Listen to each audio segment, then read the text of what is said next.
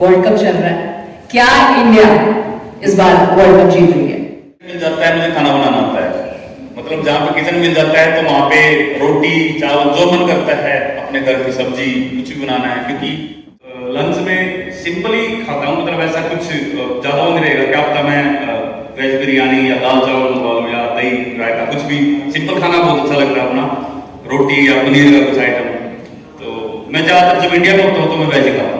काफी टाइम से ऐसा नहीं लग रहा कि मैं जिस भी कंपटीशन में भले ही मैं अपनी बेस्ट कर रहा हूँ या मैं उसके आसपास थ्रो कर रहा हूँ कि ये मेरा बेस्ट है, बेस्ट आना भी बाकी है। और अभी तो ये कि मैं घर पे इस बार दिवाली मनाऊंगा, घर वालों के साथ रहूंगा थोड़ा टाइम, क्योंकि बहुत लंबा टाइम हो जाता है और फिर से बहुत लंबा टाइम होगा। पेरिस ओलंपिक्स की तैयारी करेंगे तो शायद से 1 साल तक मिल ही ना पाए। लेकिन मेडल का प्रेशर या गोल्ड मेडल का प्रेशर मैं नहीं लेता, क्योंकि पहले ही अगर मैं गोल्ड सोच के चला गया और वहां पे बाई चांस पहले 3-4 थ्रोज इतने अच्छे नहीं हुए तो वो अपने आप में ही एक कहीं ना कहीं सक होने लगा। फिटनेस टिप्स बस सिंपल सी बात एक ही है कि अपने आप को आधे से 1 घंटा जरूर दो। मतलब ऐसा नहीं है कि आप टाइम नहीं निकाल सकते, सब निकाल सकते हैं सभी। ज्यादा मैं एक्सरसाइजों का नाम नहीं लूंगा, लेकिन कोई भी स्पोर्ट खेलो या कुछ भी करो और अपने आप को आधे से 1 घंटा जरूर दो। बिल्कुल भी टाइम नहीं है। सुबह आज नाश्ते में क्या खा कर आए हैं, बताइए जरा। नाश्ते में मैंने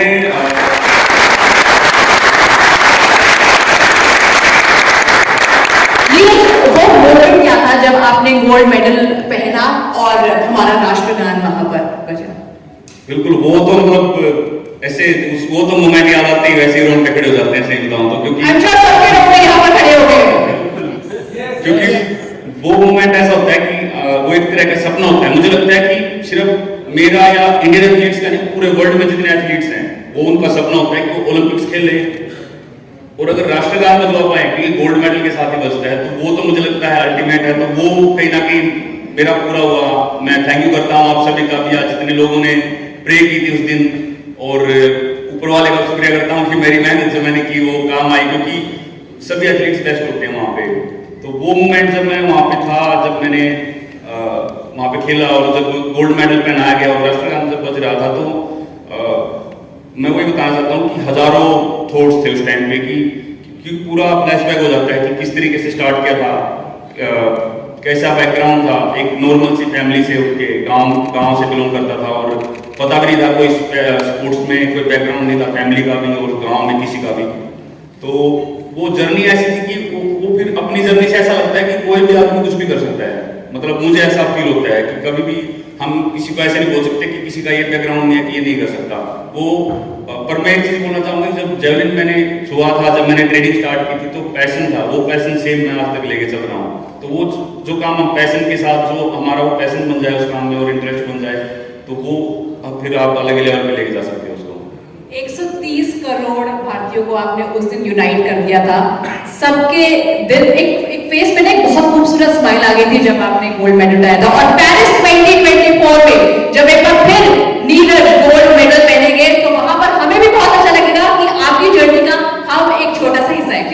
लेकिन जब टोक्यो से पहले क्या नीरज आपने अपने आप को इमेजिन किया था गोल्ड मेडल पहनते हुए? क्योंकि एक वर्ड होता है ना मैनिफेस्ट, आप जो मैनिफेस्ट करते हो वैसा होता है। ऑब्वियसली आप ट्रेनिंग कर रहे हैं, आप अपनी न्यूट्रिशन अपनी डाइट का बहुत ध्यान रख रहे हैं, लेकिन सेल्फ बिलीव और मैनिफेस्ट क्या इमेजिन किया था? और क्या अब आप पेरिस के लिए भी अपने आप को उस तरीके से इमेजिन कर रहे हैं, तैयार कर रहे हैं? बिल्कुल, उसके बारे में सोचते हैं। उससे पहले अपने आप को वहाँ पे देखते हैं स्टेडियम में और ऐसा सोचता हूँ कि मैं अपने जेवलिन करने पे भाग रहा हूँ, थ्रो कर रहा हूँ। लेकिन मेडल का कलर मुझे लगता है कि पहले सोचना वो थोड़ा सा प्रेशर हो जाता है, क्योंकि कंपटीशन में कई बार आपके अकॉर्डिंग चीजें नहीं चलती, सेम उस दिन बॉडी सेम नहीं होती। तो मैं बिल्कुल अपने आप को देखता हूँ कि मैं थ्रो कर रहा हूँ, अच्छी थ्रो कर रहा हूँ, लेकिन मेडल का प्रेशर या गोल्ड मेडल का प्रेशर मैं नहीं लेता। क्योंकि पहले ही अगर मैं गोल्ड सोच के चला गया और वहां पे बाई चांस पहले 3-4 थ्रोज इतने अच्छे नहीं हुए, तो वो अपने आप में ही एक कहीं ना कहीं सक होने लग जाता है। तो मैं सोचता हूँ कि मुझे अपना बेस्ट देना है। एक चीज दिमाग में रखता हूँ कि ओलंपिक्स 4 साल में आते हैं, और टोक्यो में मेरे माइंड में ये चीज थी कि ये मौका मुझे, उस टाइम तो 1 साल आगे हो गया था कोविड की वजह से, क्योंकि ये मौका 4 साल में मिलने वाला है, तो आज कुछ कमी नहीं छोड़नी है।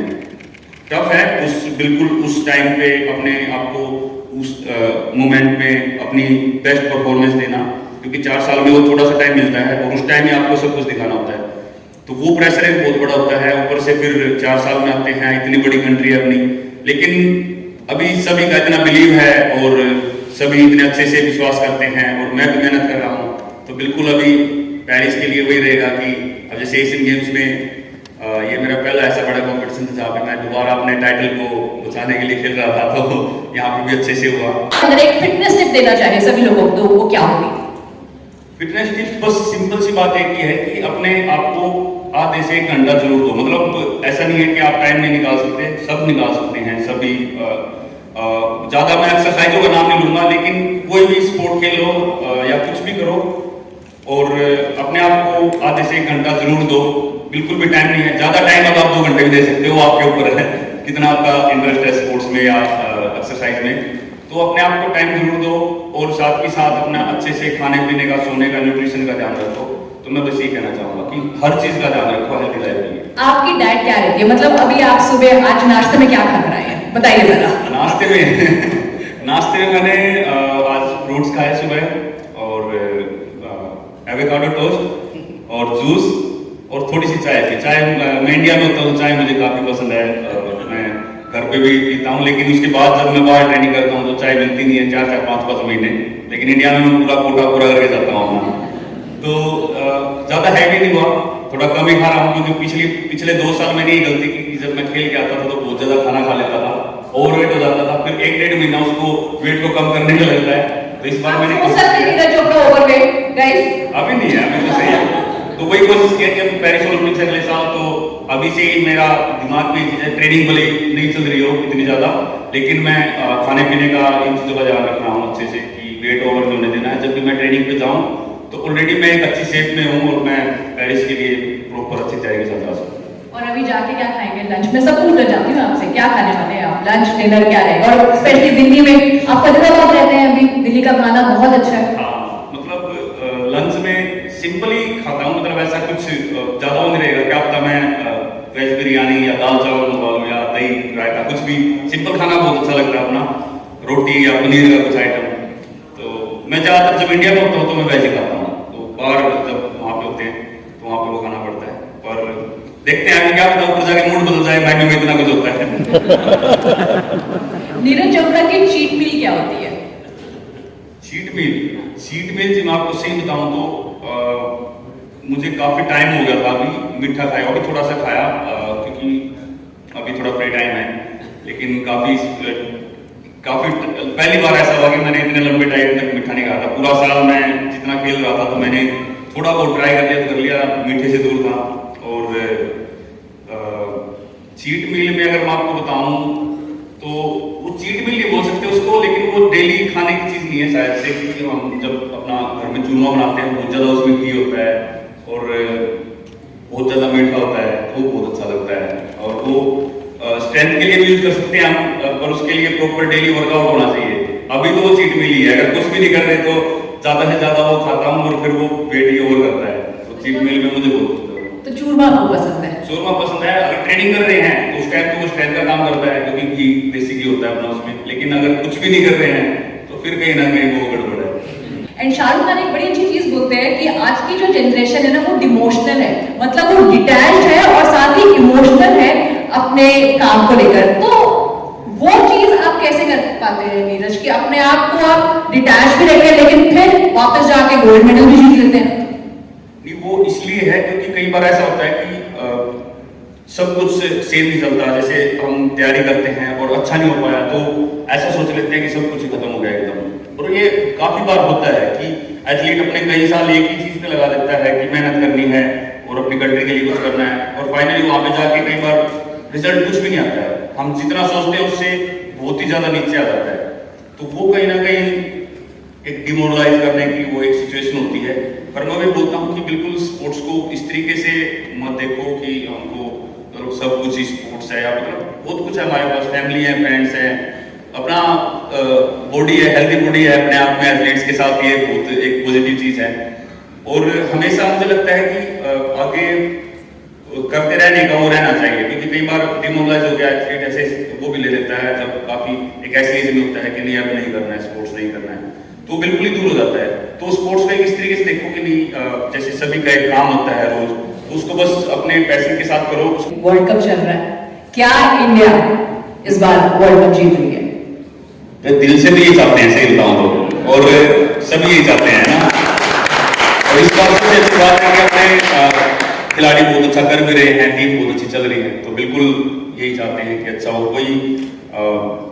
कोई उनके ऊपर वो ऑलरेडी इतना सब कुछ अपनी कंट्री में हो रहा है इस बार, तो प्रेशर ऑलरेडी उनके ऊपर, तो वो देख डाले मतलब इंटरव्यू बोले कि नीरज भी ऐसे बोल रहा है, तो इनको पता है, उनको प्रेशर हैंडल करना आता है, तो वो बहुत अच्छा कर रहे हैं। और हम यही चाहते हैं कि वो पहुंचे और जीतें, और बिल्कुल मुझे बिलीव है कि अच्छा होगा इस साल।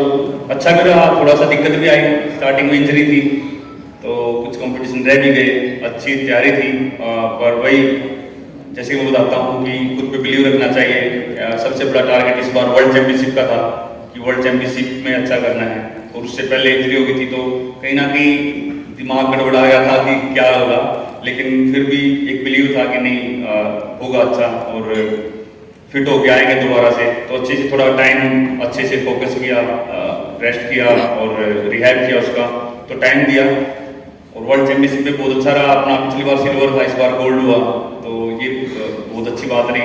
एशियन गेम्स में बहुत अच्छा रहा। तो मुझे थोड़ा सा दिक्कत थी इंजरी की, तो वो अभी हाल ही में जर्मनी में था, और वहाँ से डॉक्टर से मिल के आया हूँ, तो होपफुली वो भी ठीक हो जाएगी, और बिल्कुल सभी अच्छी तैयारी के साथ आएंगे, हम भी अच्छी तैयारी के साथ ही जाएंगे। और जैसे कि मैंने बताया कि इस चीज़ का कोई ज़्यादा प्रेशर नहीं लूँगा, जैसा कि हमेशा जब मैं स्टेडियम में उतरता हूँ, तो मैं ऐसा कभी भी नहीं सोचता कि मैं ओलंपिक चैंपियन बन के उतर रहा हूँ या ऐसा कुछ। जब भी मैं उतरता हूँ तो एक सिंपल जैसे नीरज चोपड़ा उतरता है स्टेडियम में, वैसे ही जाता हूँ, और मेरा वही मकसद रहता है कि आज मुझे अपना बेस्ट देना, आज बेस्ट देना है। और कहीं ना कहीं इसीलिए मुझे लगता है कि हाँ, जो कंसिस्टेंसी है वो कोई ज़्यादा मैं उस चीज़ का प्रेशर नहीं लेता कि मुझे ये करना वो करना, बस खेलना है, वहाँ पे बेस्ट देना है, और अगले साल बस ये फोकस रहेगा कि बेस्ट करना है। इस बार भी वही था, बस थोड़ा रह गया, लेकिन अगली बार है कि बेस्ट थ्रो करनी है अपनी। बिल्कुल पुश किया जेना ने, बहुत अच्छा थ्रो किया। सबसे अच्छी बात है कि एशियन गेम्स में उसने अपना बेस्ट दे दिया। इस साल उसने कम से कम भी 8 से 10 मीटर तक थ्रो बढ़ाई है, तो वो बहुत ज़्यादा इंप्रेसिव था। और एशियन गेम्स में जिस तरीके से थ्रो किया, और मेरा सभी को पता ही है फर्स्ट थ्रो में काफ़ी अच्छी थ्रो थी, लेकिन वो मेजर नहीं हो पाई किसी रीजन से, उनके वहाँ पे कुछ टेक्निकल प्रॉब्लम हो गई थी, तो 88 प्लस थ्रो थी, वो नाप नहीं पाए वो। लेकिन फिर से मुझे दोबारा वो थ्रो करनी पड़ी, और शायद से मैं कहीं ना कहीं ये सोच गया था कि नहीं यार इतना, मतलब क्योंकि लास्ट कॉम्पिटिशन था साल का, और मैं भी इतना ज़्यादा खेल के काफ़ी ज़्यादा थक गया था, ट्रैवल था, बहुत ज़्यादा कॉम्पिटिशन खेल रहा था। लेकिन जब जेना ने थ्रो किया, वही होता है ना सर कि जब दूसरे पुश करते हैं हमको कि अच्छा करना है, और दूसरे हमसे अच्छा करते हैं, तो हमको ये लगता है कि नहीं हमको और ज़्यादा पुश करना है उनको। तो जेना ने जब थ्रो किया, तो मेरे माइंड में वही चीज़ आई कि नहीं यार मुझे और अच्छा थ्रो करना है। कहीं ना कहीं मैं थैंक यू करता हूँ जेना का कि मोटिवेट करने के लिए उसने अपना बेस्ट थ्रो तो किया ही, लेकिन मुझे भी बहुत ज़्यादा पुश किया, और फिर एक कंपटीशन मोड दोबारा से वो बन गया था, और बहुत मज़ा आया खेलने में, और फिर से जेना ने अपना बेस्ट थ्रो किया। तो ये ऐसा कंपटीशन मुझे बहुत ज़्यादा पसंद है पर्सनली, क्योंकि हम जब एथलीट एक दूसरे को पुश करते हैं, तो फिर हमारी बेस्ट परफॉर्मेंसेस निकल के आती हैं। वो शायद किसी भी फील्ड में हो सर, जब एक दूसरे को हम पुश करते हैं, तो हम अपना और ज़्यादा बेस्ट दे सकते हैं। आपने जो है अपने करियर में ऑलमोस्ट सारी चीज़ें जो है अचीव कर ली। एक 90 मीटर का मार्क जो है वो आपके माइंड में हमेशा ही रहता है, और एक वो चीज़ है जो आप अचीव करना चाहेंगे। और क्या अभी नीरज चोपड़ा का बेस्ट आना बचा है? बिल्कुल 6 सेंटीमीटर बचा है, तो थोड़ा सा ही है। 89.94 था। मैं काफी बोलता हूँ कि मैंने वो थ्रो किया स्टॉकहोम डायमंड लीग में, तो मैं लाइन से थोड़ा पीछे था, थोड़ा और आगे से छोड़ देता तो वो 90 भी हो जाता, पर कोई नहीं। खैर बिल्कुल ये बात मैं बोलना चाहूँगा कि बेस्ट आना अभी बाकी है, और मुझे काफ़ी टाइम से ऐसा नहीं लग रहा कि मैं जिस भी कंपटीशन में, भले मैं अपनी बेस्ट कर रहा हूँ या मैं उसके आसपास थ्रो कर रहा हूँ, कि ये मेरा बेस्ट है। बेस्ट आना भी बाकी है, और अभी तो मतलब हर तरीके से मेहनत कर रहे हैं। अभी ऑप्टिमम न्यूट्रिशन है, टीम है साथ में, तो जो भी प्रॉपर कुछ भी न्यूट्रिशन की जरूरत होगी और जो भी हेल्प लगेगी कि हाँ मैं वो पूछ लूँगा, और बिल्कुल मेहनत करेंगे। अभी अगले साल हमारे पास पेरिस ओलंपिक्स आके इतना बड़ा टारगेट है, तो उसके लिए खुद ही मेंटली खुद को मोटिवेशन है कि और ज़्यादा कुछ। नीरज, डिस्टेंस जो है वो सबसे इम्पोर्टेंट है जैवलिन थ्रो में, और आप कहते हैं कि डिस्टेंस को बढ़ाने में सालों की मेहनत लग जाती है। कितना टाइम लगता है आपको from one distance to another उसको कवर करने के लिए? कितने सालों की मेहनत आपकी लगी है? अगर मैं सही बताऊं तो कई एथलीट का पूरा कैरियर चला जाता है शायद से 1 सेंटीमीटर भी ना बढ़े, उससे नीचे रह जाता है। डिस्टेंस कहीं ना कहीं इस तरीके से बोल सकते हैं, जितना अच्छा हम जितना दूर थ्रो करते हैं उतने ज्यादा चांसेस होते हैं जीतने के, लेकिन वो श्योर नहीं है। मतलब ऐसा भी हुआ है कि ओलंपिक्स में 84 मीटर में गोल्ड आया है। डिस्टेंस बिल्कुल एक हमारे स्पोर्ट में डिस्टेंस बिल्कुल मैटर करता है, लेकिन सबसे बड़ी बात जो मुझे लगती है क्या मैटर करता है कि जब कैसे हम प्रेशर में इतना बड़ा कंपटीशन वहां पे हम compete कर सके, क्योंकि 98.48 मीटर का वर्ल्ड रिकॉर्ड है, लेकिन ओलंपिक्स का रिकॉर्ड है 90.59, मतलब कि और वर्ल्ड चैंपियनशिप का है 92.70। तो जब ज्यादा प्रेशर होता है एथलीट्स, मतलब ओलंपिक्स कब से चलते आ रहे हैं, तो 90 मीटर तक ही थ्रो कर पाए ओलंपिक्स में आज तक एथलीट, तो उससे ज्यादा नहीं। तो कहने का मतलब है कि डिस्टेंस बिल्कुल बहुत जरूरी है, लेकिन सबसे ज्यादा जरूरी है उन बेस्ट एथलीट्स के बीच में उस इतने ज्यादा प्रेशर में और उस टाइम में 4 साल के बाद जो टाइम मिलता है उस टाइम में compete करना और उनके बीच में जीतना, वो सबसे ज्यादा मैटर करता है मेरे लिए। डिस्टेंस बिल्कुल है 90 मीटर है, मैं करना चाहता हूँ, लेकिन उससे पहले मेरे लिए उनके साथ compete करना और उनको टक्कर देना बहुत ज्यादा बड़ी बात है। नीरज, सबसे पहले ये कि आपका ये ऑफ सीजन जो चल रहा है, ये कब तक आप ऑफ सीजन चलेगा? मतलब कब से आप रिटर्न प्लान कर रहे हैं पेरिस ओलंपिक के लिए? किस कंपटीशन से आप प्लान कर रहे हैं कि, और क्या आपने टॉप्स में प्रपोजल दिया है किस कंट्री आप जाना चाहते हैं ट्रेनिंग करके, और वहीं से आप अपना सीजन स्टार्ट करना? और प्लस ऑफ सीजन में लास्ट टाइम में हुआ था कि जब आप इंडिया में थे काफ़ी वेट भी पुट ऑन कर लिया था, काफ़ी फेलिसिटेशन फंक्शन थे, कब सारी चीज़ें अटेंड हो रही थी। इस बार क्या प्रिकॉशंस लेके चल रहे हैं? इस बार कैसे आप फिटनेस मेंटेन करके चल रहे हैं? क्या सब आप चीज़ें सोच रहे हैं कि पेरिस ओलंपिक्स तक के लिए आप बिल्कुल फिट रहे, और ये जो ऑफ सीजन या इंडिया में बिता रहे हैं ये कोई डिस्ट्रैक्शन आ जाए? नहीं, बिल्कुल वो तो सब कुछ जरूरी होता है, थोड़ा थोड़ा जो भी देखो वही है कि हम मेहनत कर रहे हैं और जब मौका मिलता है सब लोगों के बीच में जाने का और कहीं पे ऐसा लगता है कि हमको वहाँ पे जाना चाहिए तो वहाँ पे हम जरूर जाते हैं।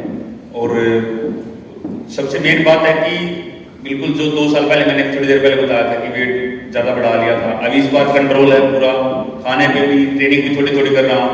और ट्रेनिंग का ये है कि शायद से मैं 2-3 वीक में अपनी शुरू कर लूँगा और थोड़ी बहुत इंडिया से स्टार्ट करेंगे। और टॉप्स में वही है बात कर रखे, शायद से हम इस टाइम पे जब यहाँ पे ज़्यादा ठंड हो जाती है तो साउथ अफ्रीका में जाते हैं तो वहाँ पे काफ़ी अच्छा वेदर होता है। तो बिल्कुल टॉप से हमेशा पहले हम प्रपोजल भेज देते हैं और वो प्रॉपर सब अच्छे से गवर्नमेंट अपना बहुत ज़्यादा कुछ कर रही है। ये कि मैं घर पे इस बार दिवाली मनाऊंगा, घर वालों के साथ रहूँगा थोड़ा टाइम, क्योंकि बहुत लंबा टाइम हो जाता है और फिर से बहुत लंबा टाइम होगा पेरिस ओलंपिक्स की तैयारी करेंगे तो शायद से 1 साल तक मिल ही ना पाए। तो वो अभी फैमिली के साथ जाएंगे तो उनके साथ थोड़ा टाइम बिताएंगे और दिवाली मनाएंगे और चूरमा खाएंगे। हाँ जरूर, बिल्कुल। तो यही है कि बढ़िया तैयारी करेंगे इस बार। और माइंड में चाहे मैं कहीं पे भी हूँ कुछ भी कर रहा हूँ सर, लेकिन माइंड में वही चीज़ रहती है कि क्या अगले साल क्या आ रहा है, पेरिस ओलंपिक्स है, तो हमेशा वो दिमाग में जरूर है। तो वही होता है कि सिर्फ ट्रेनिंग हम फील्ड पे करते हैं या जो मेहनत करते हैं वही नहीं होता, हमारे माइंड में क्या चलता है, हम क्या सोचते हैं, वो भी बहुत ज़्यादा उसमें फर्क करता है। जैसे बाहर जब आप रहते हो तो जैसे मैं गांव से हूँ तो आपको याद आती है बाजरे का, मैं भी गांव से हूँ, गेहूं का चूरमा या फिर छड़ी चूल्हे पर बनी हुई बाजरे की रोटी, इन चीजों की याद आती है जब आप बाहर जाते हो। फिर कैसे कि यार कितने दिनों में खाऊंगा, क्या होगा, कब जाऊंगा, ये सब चीजें याद आती है आपको? बिल्कुल याद तो आती है, पर क्या कर सकते हैं। इसमें कहीं ना कहीं पॉजिटिव चीज ये है कि जहाँ पे मुझे किचन मिल जाता है मुझे खाना बनाना आता है।